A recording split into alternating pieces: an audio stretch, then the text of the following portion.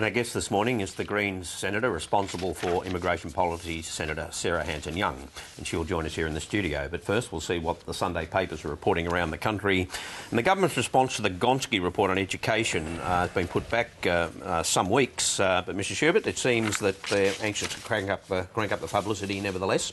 Well, it seems that the government's now wanting to shift the topic of conversation off of the week of asylum seekers and boat arrivals into its space that it feels much more comfortable and confident on, and that's school funding.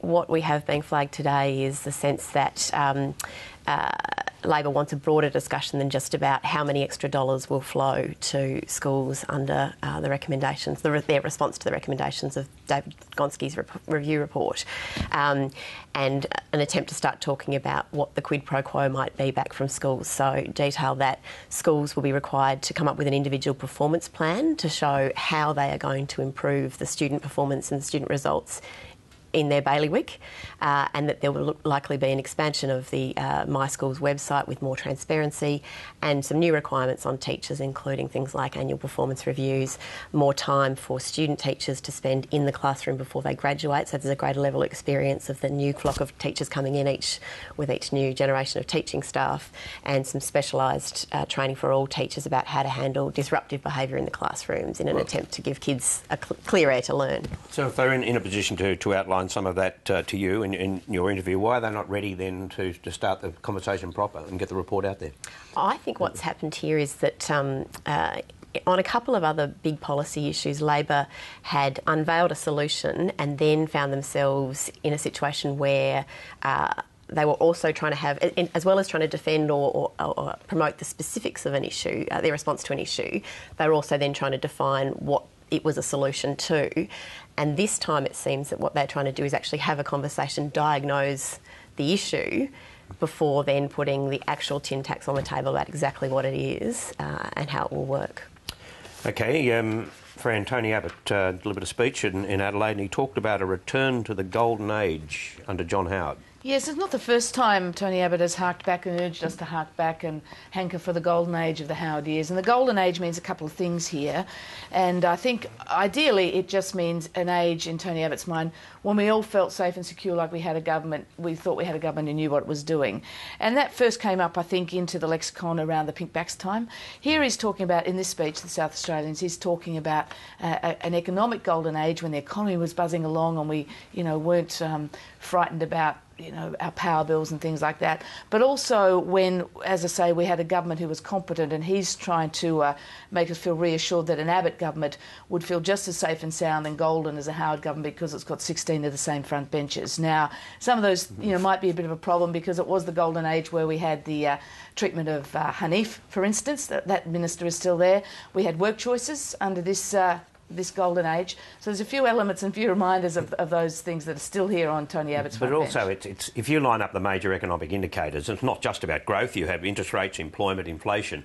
We might be right in the middle of the golden age right now. Oh, it doesn't stand up, I don't think, the economic argument. Growth in Australia currently compared to other OECD nations is through the roof. I mean, US, no growth. Britain, bumping along the bottom. Europe, Germany and France, the only ones in positive territory, and then only just. Australia, I think, is on track. I think we just delivered 1.2 for the quarter growth. Yeah, we've got unemployment just over 5%. A terrific set of indicators. This is after a global financial crisis that wiped 2 years, took 2 years out of the growth bucket. This is the way, though, that Tony Abbott rationalised it yesterday. Here he is. Under the Howard government, for 12 years, real GDP per head grew at about 2.5%. Under this government, sure, the headline economic growth figures look okay, but real GDP per head has grown by just 0.5%, about a fifth of the rate at which it grew consistently under the Howard government. That's why, despite the reasonably good statistics, that's why, despite the fact that our performance looks better at one level than so many other countries, that's why Australians don't feel rich. That's why Australians think that we are going backwards. And I guess you're right there. It may be good days, but it just doesn't feel like it.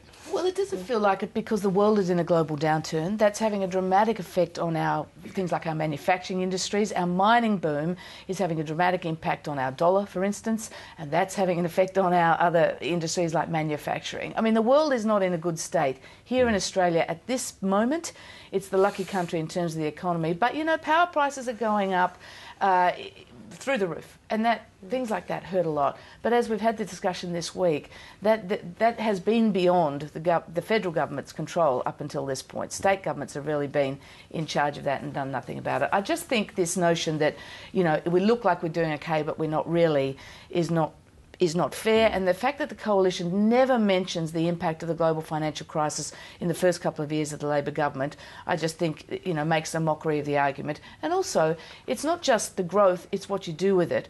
And there needs to be a discussion about the Howard Golden Age. John Howard and Peter Costello tipped out a lot of money from the tax boom of that, you know, really intensely growing period into our pockets, back into our pockets, and some say wasted that golden period. So, you know, I think it's elements like that we need to look at. Now, Mike Seckham, another issue that's in the papers this morning, and it just reminds you they're still sitting there, and it's to be picked up and carried, I think, at any time by the unions, and that is this issue of foreign workers. Yeah, there's in the Sunday Telly, there's a story about a secret plan to bring in over 2,000 guest workers by a labour hire company to work on basically on resources projects up in the northwest of Western Australia, by the look of it. Which kind of goes to the golden age thing. I mean, really, it seems to me we have such full employment that we can't find people to do the jobs. The economy is not going too badly. Last time I checked, the unemployment rate in Western Australia was like 3.5%, and not a lot of surplus labour. Not a lot of surplus labour. Normally, full employment is considered to be around 5, right? So there is a genuine problem here getting labour. Admittedly, the unemployment rate's a little higher in some of the other states. Well, in Tasmania and South Australia, it's difficult. But are people moving from South Australia and Tasmania to take those jobs? No. So, you know, you've got to find the employment somewhere. My suggestion would be retrain a few asylum seekers as scaffolders and things like that. You might not have to retrain some of them. Well, some of them have those skills already. Some of them probably do already have those skills, and instead of being bunged up on a desert island somewhere costing us $1 million each, they could be in the labour force actually helping the country. It seems to me would be a much more productive solution. Well, Misha, just on that desert island, you've got some further information on the rules and regulations that might apply on what I guess we should call processing centres. It sounds to me as if, strictly speaking, they're not detention centres.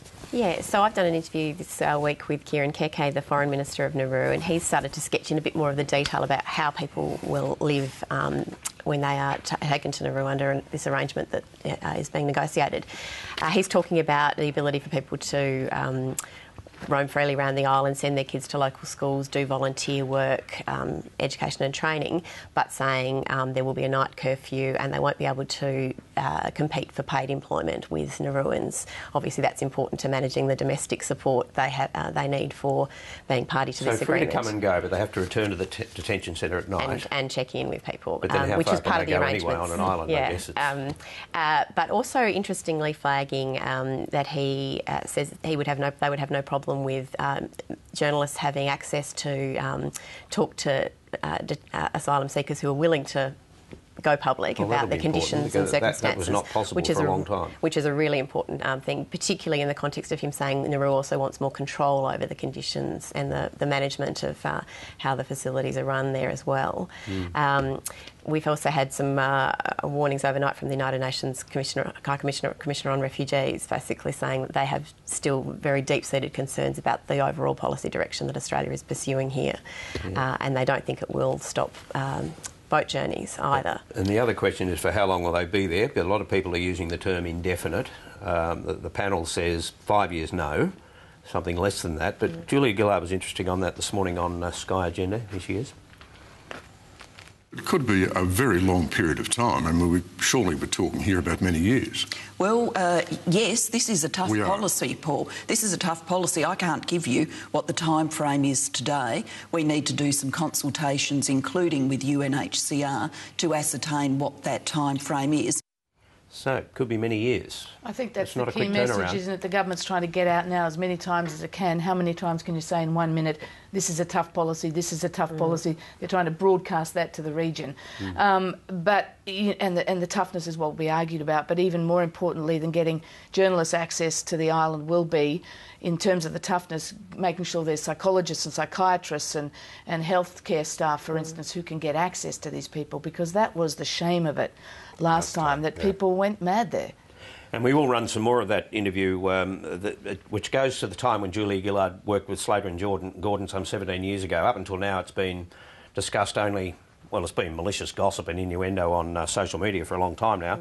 But for reasons we'll explain later, we will run part of the interview that goes to that later on in the program. Well, that's the Sunday Papers, and now to our program guest, the Greens spokesperson on immigration, Senator Sarah Hanson-Young. She'll join us here in the studio. And while she does, here's one of the expert panel on asylum seekers, Paris Aristotle, and he's speaking here with John Fain on 774.